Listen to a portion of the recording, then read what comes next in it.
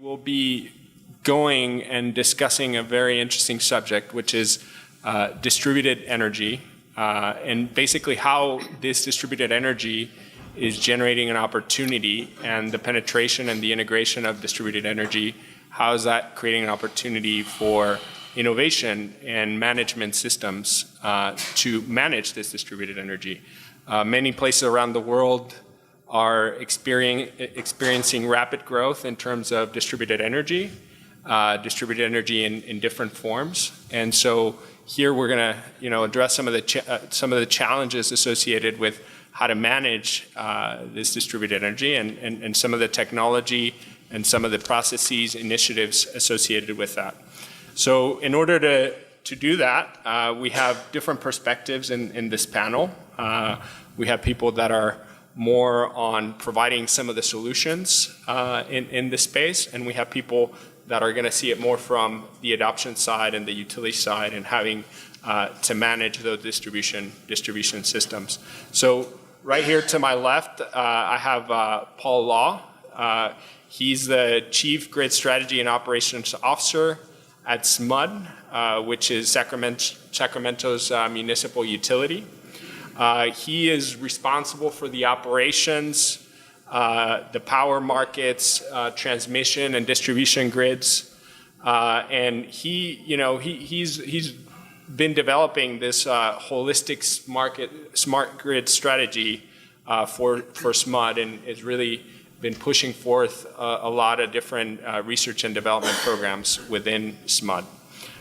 Then next to him, we have Bud Boss, who's the President and Chief Executive Officer at Enbala.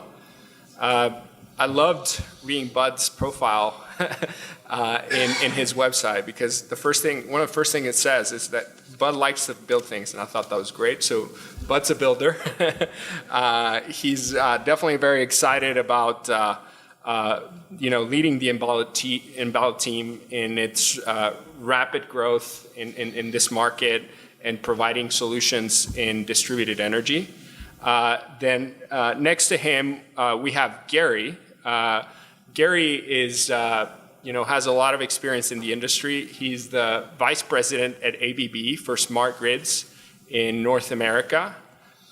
He also is the General Manager for the Smart Grid Center of Excellence for ABB, located in Raleigh, North Carolina.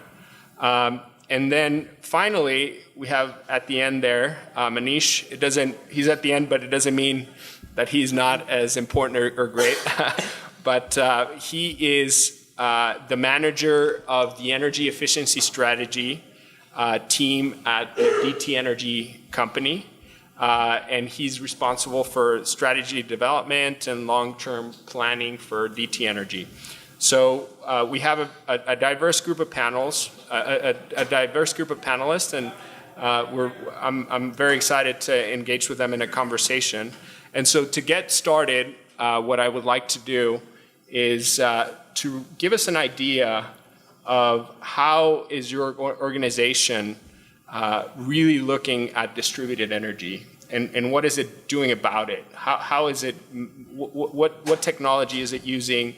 What initiatives do you have in place? How are you addressing that market? So I'll start with Paul. Okay, well, thank you, Donny. Well, first of all, let me just give you a little context. So SMUD, we are a public-owned utility, which is still vertically integrated in California. So we still own our own generation, transmission, distribution, and our customers. And then we also actually run our own balancing authority.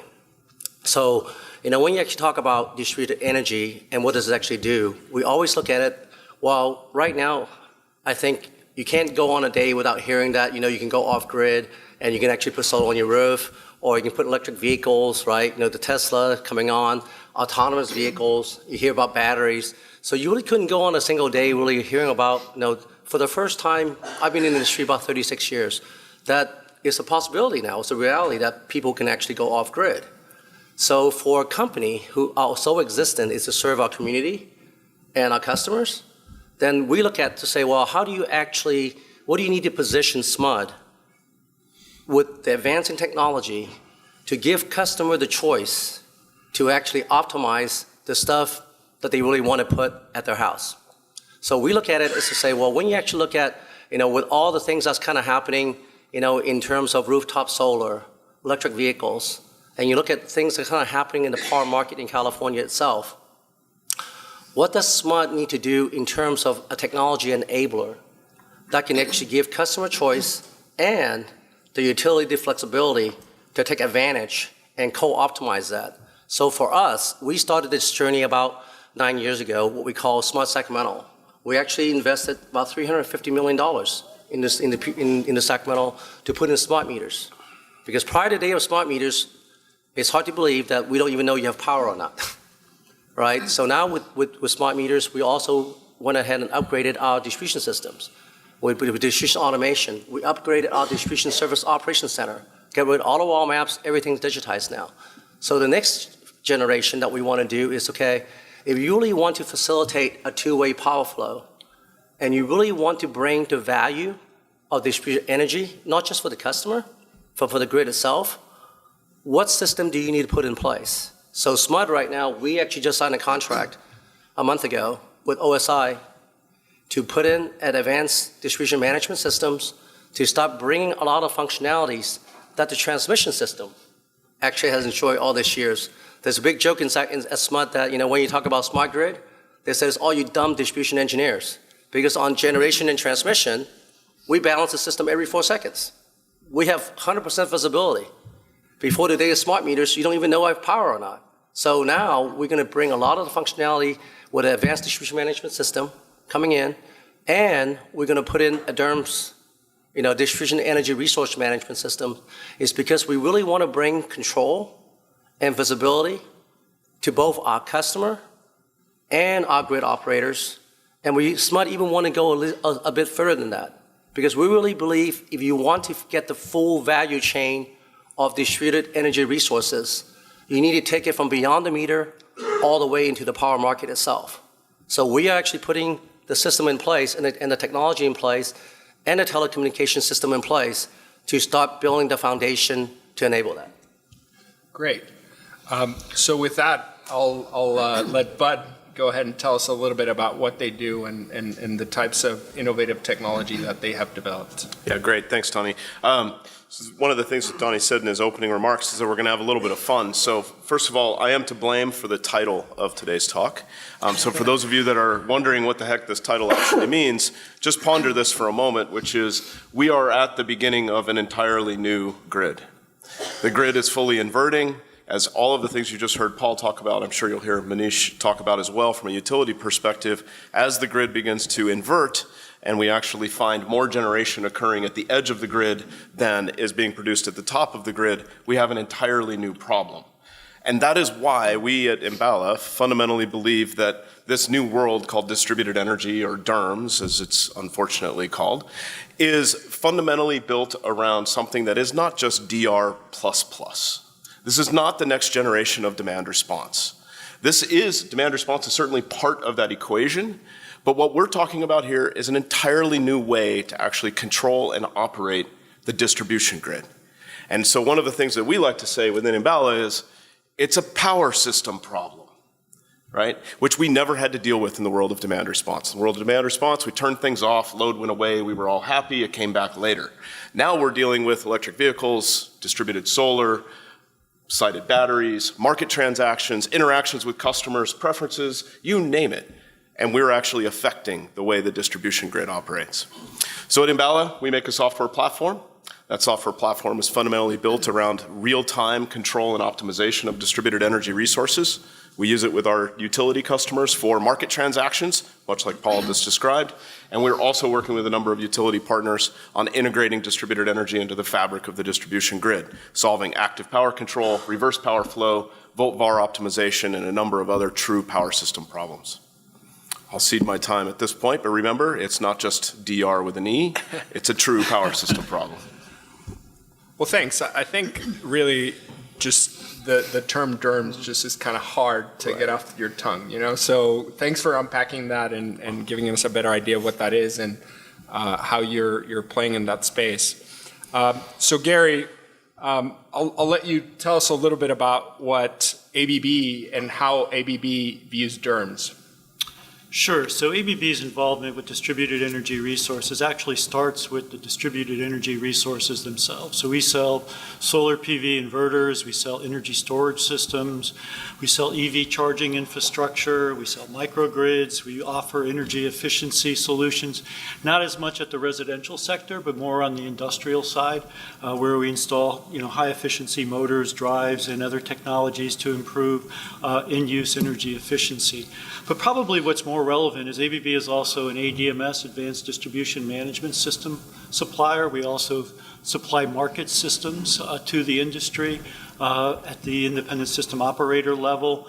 And our distribution grid management with our ADMS is where we're now branching into distributed energy resources with a real focus on the perspective of the grid operations, how we incorporate those assets into the grid, coordinate them with centralized generation, maintain voltage on feeders, address the protection and control challenges, and then how those resources are monitored, controlled, dispatched, et cetera. And so that's really the perspective that ABB is bringing.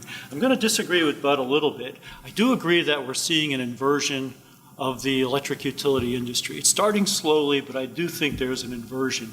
And it's not so much that we're seeing distributed energy resources in generation at the grid edge growing and exceeding the centralized generation. That may happen. I don't think it's going to happen in the short term. But I think what we're looking at is, can we invert how we operate the grid? Where historically we have operated the grid where we dispatch centralized generation to meet the demand. Can we control that demand to meet the characteristics of a changing generation mix and portfolio, where we're looking at different types of renewable generation, which has variability issues, but also, when the sun doesn't shine, you can't dispatch it. When the wind doesn't blow, you can't dispatch the wind. And so are there ways that we can leverage untapped resources at the grid edge in terms of distributed energy resources and control those to match some of the characteristics that we have with centralized generation? And I think that's the inversion that we're seeing. So we agree at least that there's an inversion taking place, or it's inverting, but maybe slightly different drivers behind that.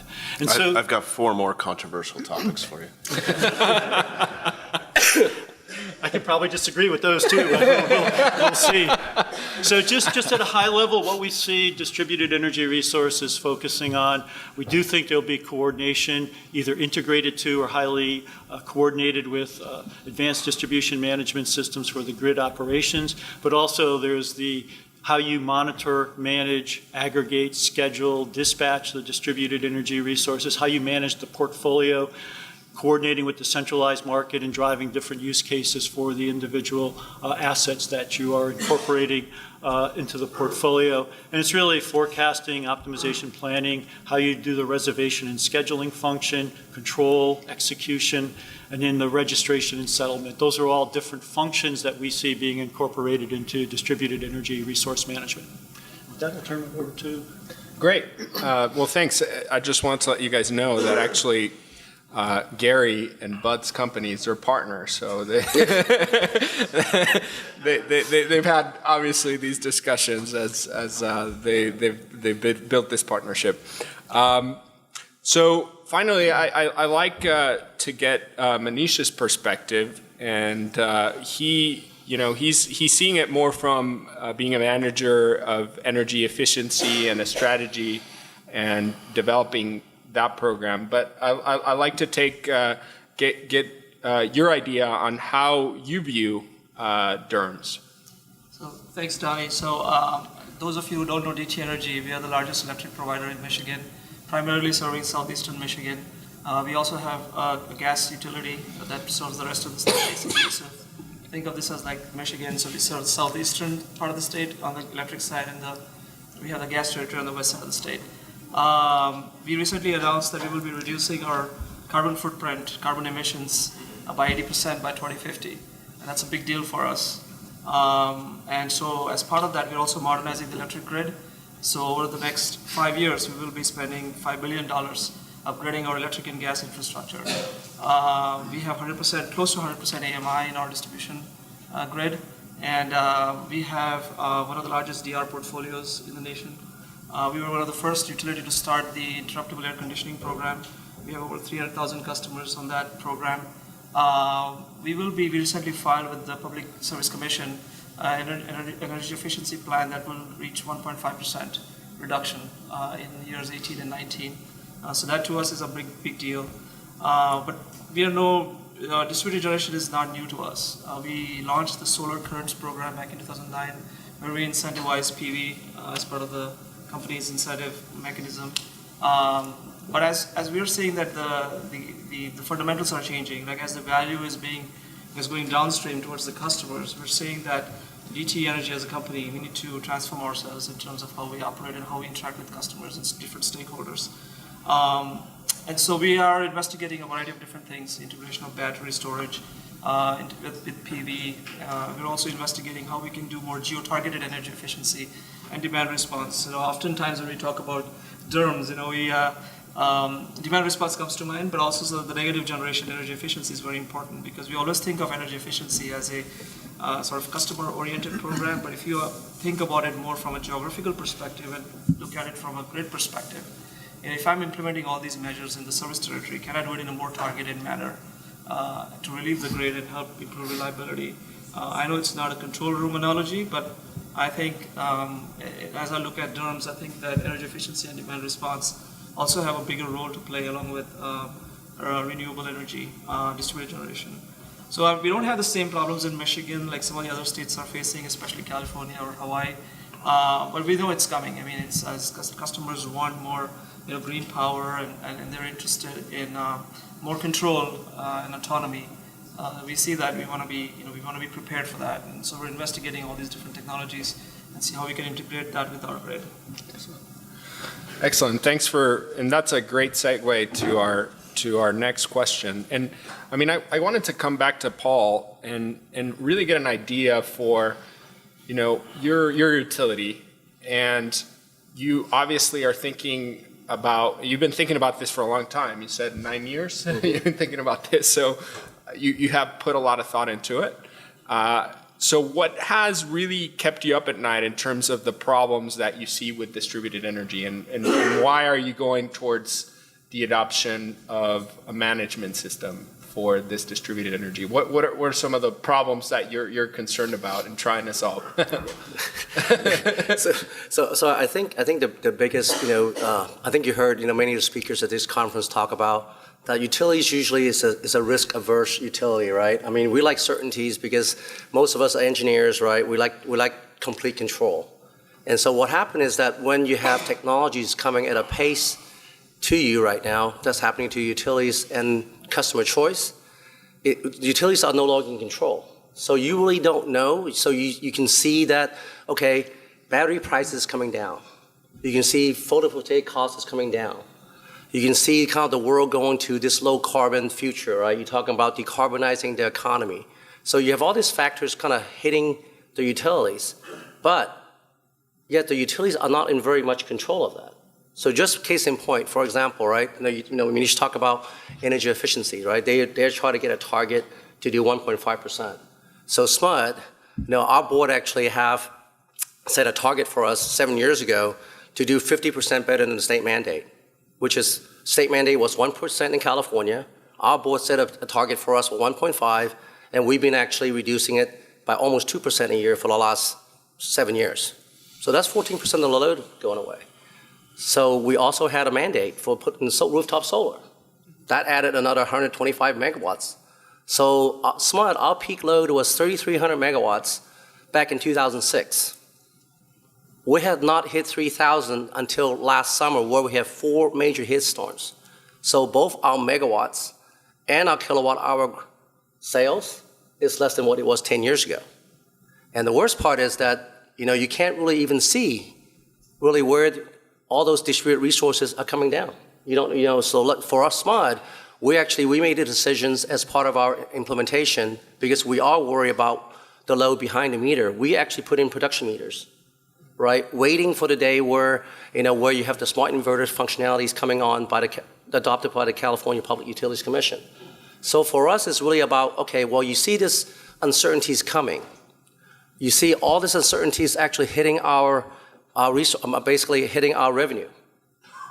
So if you think that you can continue to actually have a business model that actually focus on selling kilowatt hours as your only commodity.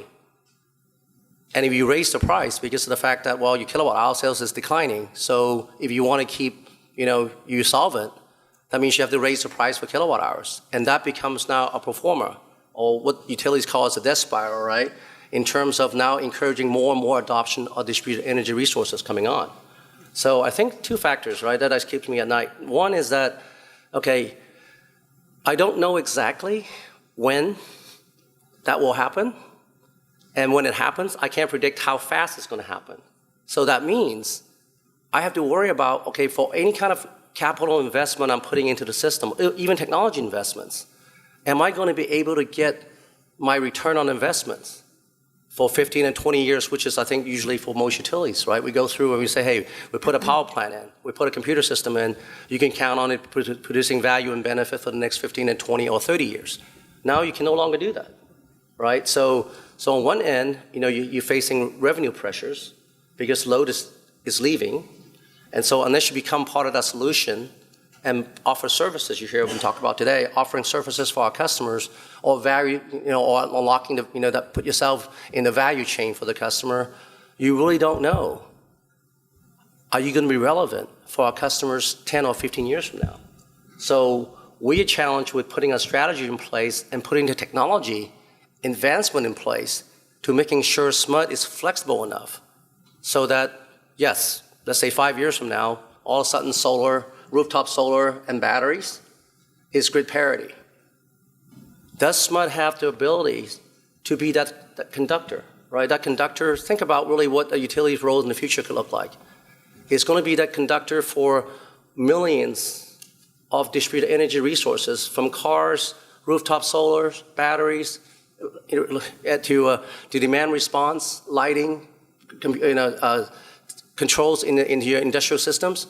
Think about how you're going to need to harmonize all those things for the grid to operate reliably, and yet still provide electricity, right, for those people, who doesn't maybe have the resources to put in all this new technology.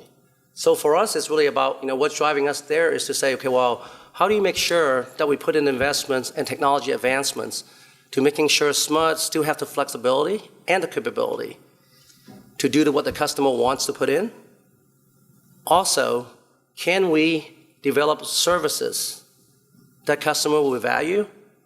And can we unlock values, like for example, the power market, that currently only the utility can actually open that market up and be the first to offer that benefit to our customers, and not let third parties come in and be that, be that kind of the mediator for this. So for us, that's kind of what's keeping us at that right now, is really making sure that we prepare for the uncertainty of the future, and making sure that our customers do benefits in the end.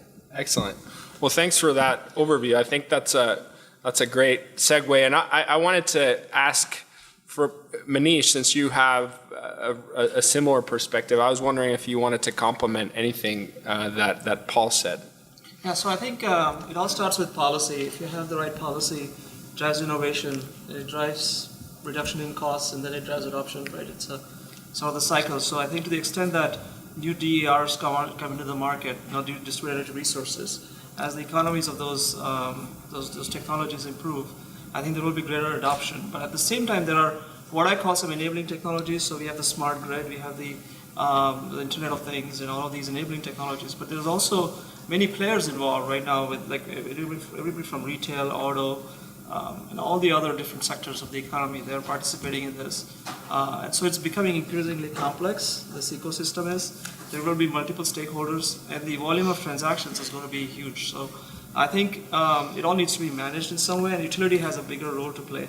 So when I look at the utility revenue stream, the cost of service model that utilities have been employing, I think with energy efficiency and all of these other PV and all of these things, are going to erode some of the revenue stream from the utilities. So how do utilities make up for that loss in revenue? And I think so if they have to put up a little bit of a customer-centric approach in terms of how can I create greater value, and how can utilities play a role in this evolving ecosystem with all these different stakeholders, and still be able to be perceived as a one-stop shop for the customers too in terms of their energy needs.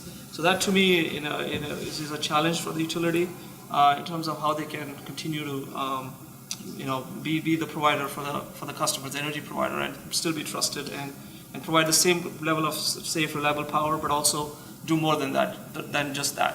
What is the value proposition that utilities can bring in this changing economy? Excellent. Well, thanks for providing that vision from the utility side. Now, I'd like to go to Gary and say, well, here we have somebody saying that there's stuff that's keeping him up at night. Hopefully not all night. Where do you see the opportunities for DERMS? Like where do you see what problems are worth solving? So I think the big challenge or the big issue that DERMS can help solve is if you take a step back and you look at our industry and you look at the grid. Anybody want to venture a guess as to what the utilization factor is for centralized generation? Maybe it's 50%. We have very expensive peaking generation, which is only used at the worst case scenario a few hours per year. We also have changes in the dynamics of our grid where in some areas the generation now has to ramp significantly versus be base load generation. So we're seeing changes in the centralized generation mix. And so the question to ask is, are there resources at the grid edge which maybe are untapped or underutilized that we can leverage to help manage or help make our centralized generation utilization factor higher and then make our grid as a whole more efficient? And I think the answer is yes. So if we have customer storage behind the meter, is there a use case that provides benefit to the owner of that resource that can then be coordinated with the centralized markets in an economic way that drives better efficiency and utilization factors and lowers overall cost of electricity? So that's the ideal world. Now, the question is, of course, how do we get there? And there may be some heartburn, Paul, in terms of how we get from where we are today versus, getting to that type of what I consider high-level economic benefit. I mean, what we see is, I do think there are untapped grid edge resources that can be leveraged, whether it's EV charging infrastructure that can be remotely controlled and aggregated and used as spinning reserve in the night where there's not as much time pressure to charge a vehicle. That's a distributed edge resource that can offset, it's providing a generation ancillary service. And I know Bud has done a lot of work in terms of frequency regulation using grid edge resources, again, providing a market service. PV and storage costs are dropping, so we're seeing more utility investment, but we're also seeing behind the meter investment of those resources. And again, can we create a use case that encourages those resources to be adopted and then monetize those through coordination with centralized generation? Sustainability, renewable portfolio standards are certainly drivers. We do see where there's high cost electricity, distributed energy resources, particularly renewable generation, major investments there.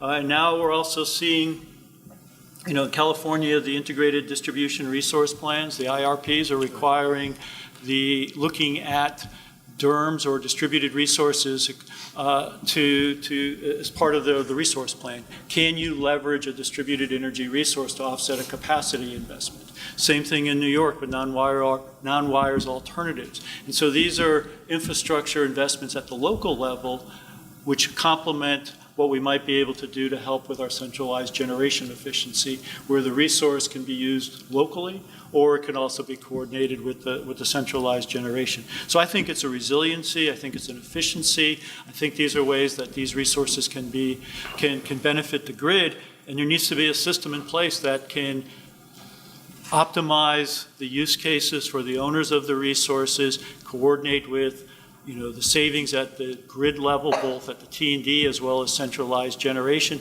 make sure the protection is addressed, the control, the voltage, the grid ops piece of it, and provide an optimized solution. And I think that will help the utilities stay engaged and involved in leveraging these resources. And I think there's a function, whether it's a distribution system operator, which has that function to optimize the distributed energy resources and monetize that, I think that will be a role for the utilities. So I really appreciate that, Gary. I like to go into Bud. Bud his company is more focused on a specific part of the market. So I'd like you to give us an idea of where you see really DERMS adding value. If you have ABB has probably a broader view. How do you defer as a partner for ABB? What different view do you have, and where do you see this going? Yeah, absolutely. Thanks. And let me start by saying this, because I think one of the things that has been a theme through this conference and through the course of yesterday and certainly today has been this dichotomy between evolution versus revolution.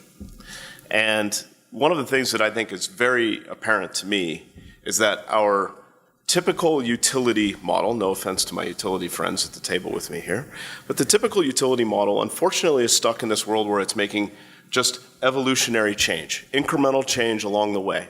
It's one of the reasons why even today's distributed energy resources are being utilized like typical load drop demand response resources, because that's the only mechanism we have to pay for them. On the other hand, we have wholesale market opportunities.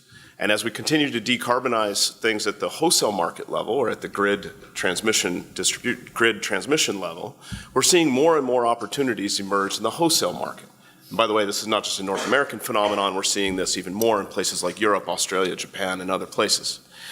And in the wholesale market area, you have retailers who are unencumbered by their regulatory handcuffs, making revolutionary changes. Solar plus storage plus EV, solar plus storage plus EV plus home, you name it. You see innovation in the business model occurring rapidly at that level. The question that this group, I think sitting before us here today, and I see lots of friendly faces, by the way, thanks for coming to our talk, is when do these two worlds clash? When do they clash? They clash when the amount of EV, PV, or whatever V at the end of the distribution grid becomes too large for my good old friends, the utilities, to manage.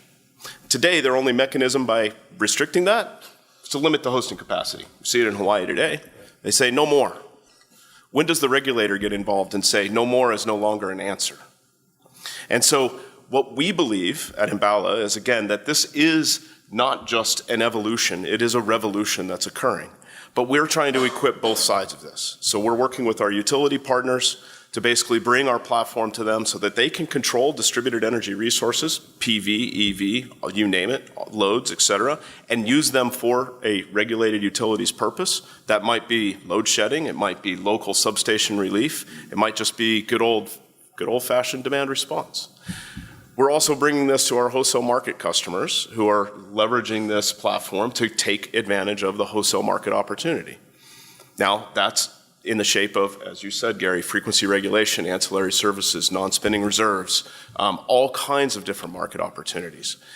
At the core, what you have to do is you have to basically optimize and control these assets within their local constraints very fast. And that's the only way to actually solve this problem mathematically, is to do it in a very, very fast way. That's what we do at Enbala. And we're serving both of these two entities. We're waiting for the clash to occur, because we believe when the clash does occur, it creates a lot of market opportunity for people like us, but also everybody sitting at this table and everybody in this audience. And that's the point, that's the tipping point, where we see more PV, EV, and whatever V sitting at the end of the grid than we've ever seen before. Great. Well, I'm going to open it up for questions soon, so it'd be great if you guys can start thinking about great questions to ask this panel. But I like to go, I think you brought up a great point, Bud. There's on the customer side, there's going to be market drivers that are just going to transform, and at some point, electric vehicles are going to be very attractive cost-wise, and people are just going to want them, and PV keeps coming down. there's more and more opportunities for distributed energy resources that are becoming more affordable, easily usable by the end customer. So that's going to be a dynamic that the market is going to lead. So I'd like to come back to Paul and say, well, from your perspective, as a utility that's seeing this change on the adoption side, where do you see the future being in the next 5 to 10 years as a utility, and where do you want to sort of drive that future? That's a great question. I mean, I absolutely agree with what Bud and Gary said. You know, that really is the promise of DERMS, is really about, you know, having the visibility and control to really kind of take what's beyond the grid, all those new distributed energy resources, and actually use it to optimize the grid, you know, for the customer functions and also for the grid functions. I think the challenges for us is that, so to answer your question, we just went through last year with our board to look at what we call, you know, the tipping points of the different DER strategies. So we actually look at, you know, really based on where they are in the technology today, or on the technology maturity curve, on really on the adoption curve, and to say, what does the low, medium, high case look like for the next 5 years or 10 years out? Where's the tipping points going to come in? Is it when solar becomes $1 a watt? Does the car becomes, you know, 230 miles, you know, and you can sell it for $20,000? Or is it batteries becomes $150 per kilowatt hours? So we actually went through and said, this is what we believe the world is going to look like in 5 years on each one of those DR resources. And then we try to optimize it and have a holistic thing and say which one of those things are, you know, synergistic and which one of them is actually cannibalistic. And then saying, okay, how much time do we think we have to install the functionalities that you hear Bud and actually Gary talked about? Because you got to remember, it's not just the technology. You have change management issues that the utility's got to deal with. Because most DSO operators are still operating from block maps with the little pins on the wall. So for them to transition and say, at real time, I need to control 8,000 batteries out there plus 20,000 cars, and not only do I need to understand this, I need to understand the impact it has on distribution operations, on reliability, plus I got to understand how it's going to impact the marketplace. How do I get that information to the marketplace to do this? So there's a lot of real organizations and technology and operation issues the utilities have to work along with the vendors to resolve, because I think that is really kind of the great promise for DERs right now, because I think everybody conceptually understands the benefit it will bring for economy of scales, optimizing the resources available, you know, at the customer site from a rate arbitrage or for, you know, for the customer benefit or for the grid benefit. And and who's going to do all those investments, right? Who's going to do all those investments to make all those happen? And what happens if it doesn't happen?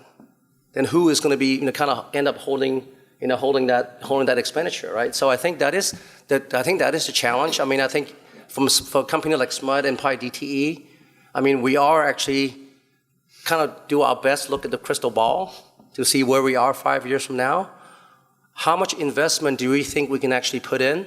And even if we say we're wrong, that we can still actually survive that mistake. And then, but then with the really kind of like with the optimistic look and saying that if we do everything right, if we have the right vendors, we have the right technology, the right regulations from our regulators to make it happen, to monetize some of this, then I think it puts us probably in the best position to deal with this uncertainty. Excellent. Well, we don't have that much time. We have about 6 minutes, and I'd like to open it up for questions.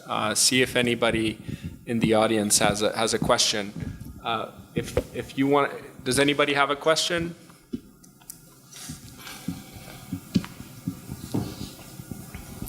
Yes. So with DERs stripping away the management systems, but with DERs mainly being like right now electric vehicles and rooftop solar, as just a share of the total generation makeup that used to be pretty much 100% owned by utilities and power producers, and now you see customers taking market share from utilities and power producers. And like, is that right? And why are utilities and power producers not talking about ways that they could own rooftop solar or electric vehicles?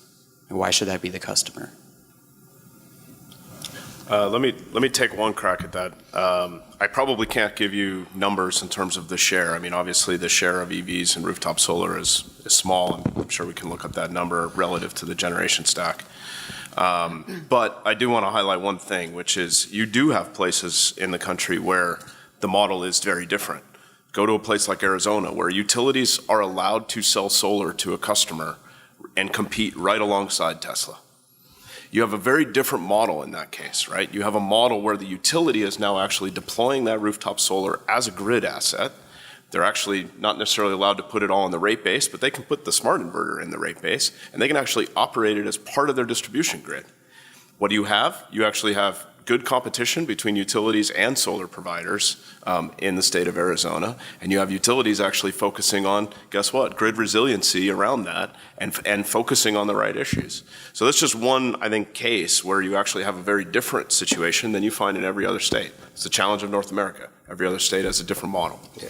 For California right now, for SMUD, we have about a 5% penetration on rooftop solar, and so it's not a big part of our portfolio. To answer your questions why we did not actually invest in it, because we actually looked at those technologies and it's cost prohibitive in the early days. So, and the state and the federal was offering a lot of incentives, right, to drive some of those technologies to get to a place of maturity. So for SMUD, I mean, I have 3 of my regulators sitting in front of the audience right now. They can actually choose to actually own rooftop solar or cars if we want to. But when we actually ran the economics and said, right now, this is not a risk that, right now that is in the best interest of everyone, because we don't have stockholders. So our ratepayers, is our customer. And right now they enjoy about a 30 to 35%, basically their rates is cheaper than the competitor. So when we look at those, we said, hey, when you look at all those different technologies coming on right now, do we have a valid business case for us to own it versus allowing customer to own it? So we have not ruled out, at least auditors know that, we have not ruled out right now that in the future, when the costs come down to a level and we can find the right partner and the right business model for us to own it, we may actually propose that to the board. But for now, cost of batteries is too expensive. Cost of rooftop solar with subsidies is too expensive. But it's getting closer. But as you get closer to that tipping point, then our business model may change and we might own it. But for some states, and for some IOUs, they're not allowed to own it because it was viewed as being unfair competition for the third party to come in. And to add to what you just said, I think for those states that don't have a large adoption of PV and EV, I think there is a case to be made by the utilities to actually own some of that, in the sense the utility, like community solar, for instance. So the customers get the same benefit as they would with a rooftop solar panel, but they can still get the green energy. So I think there's a role to be played in the utility space with respect to like a community and energy storage, for that matter, or a utility scale solar project which can provide some of the same benefits. So I see that as also a competing sort of play. Let me tap back a little bit on that. Manish got a great point. So SMUD, one thing that we do very well is utility scale stuff, right? I mean, we built big stuff as a utility. So 7 years ago, we actually created something called community solar, that we basically built a 1 megawatt solar plant on a turkey farm, and we sold it virtually to a customer who wants solar. For some reason, because of the roof, because live in apartments, they couldn't actually put solar on the roof. We actually played with that model. And so last year, we actually launched what we call commercial solar share, that we actually built utility scale solar, and we offer that economy of scale pricing to the customers. So we sold about 130 megawatts of that for the Sacramento Kings. Our Kings Arena is actually 90% is actually powered by solar power from the energy consumption perspective. So those business models is changing, and so SMUD, we're one of the utilities that is actually looking at exploring different business models, from owning it outright or actually selling a share of that to our customers. I was just going to make a quick comment on solar PV. I think over 75% of solar PV is utility scale or community scale. So because it's more efficient, the larger scale can actually be connected into the transmission grid. And so we see that as a major trend in the industry where utilities, if they're allowed to be in the generation business, can jump in and offer opportunities such as what Paul described for their customers. We also do see utilities putting EV charging infrastructure in place. I don't see utilities buying the vehicles, but they're buying the infrastructure to be able to charge those vehicles, whether it's in-home resources or public charging facilities. And they're trying to leverage the investment that is being made in electric vehicles by providing that charging infrastructure and selling the electricity. So there is a play for the utilities with EVs.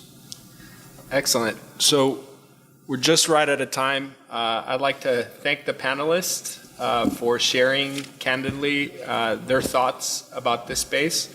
It's obviously a very exciting space. There's growth, there's some tension, there's some opportunities. So if everybody could give the panel a round of applause.